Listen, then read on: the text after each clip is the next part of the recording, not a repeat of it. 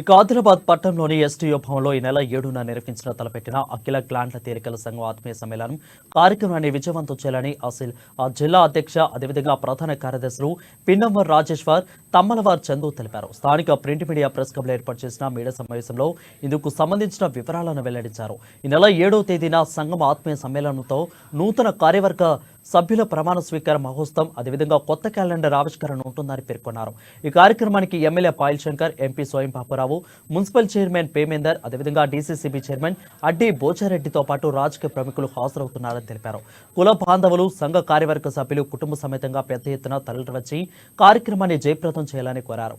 ఈ మీడియా సమావేశంలో సంఘం గౌరవ అధ్యక్షులు ఆసపు విలాస్ అదేవిధంగా యువజన సంఘ అధ్యక్ష ప్రధాన కార్యదర్శులు ప్రమోద్, దినేష్, ఉపాధ్యక్షులు మహేష్, నిహాల్ అదేవిధంగా కార్యవర్గ సభ్యులు స్వామి, ప్రవీణ్ తదితరులు పాల్గొన్నారు.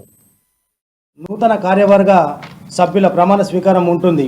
ఈ కార్యక్రమానికి మరి గార్ల కుల సభ్యులందరూ వారి కుటుంబ సమేతంగా వచ్చి ఈ కార్యక్రమాన్ని విజయవంతం చేయవలసిందిగా ఆదిలాబాద్ జిల్లా గార్ల సంఘం తరపున కోరుకుంటున్నాం.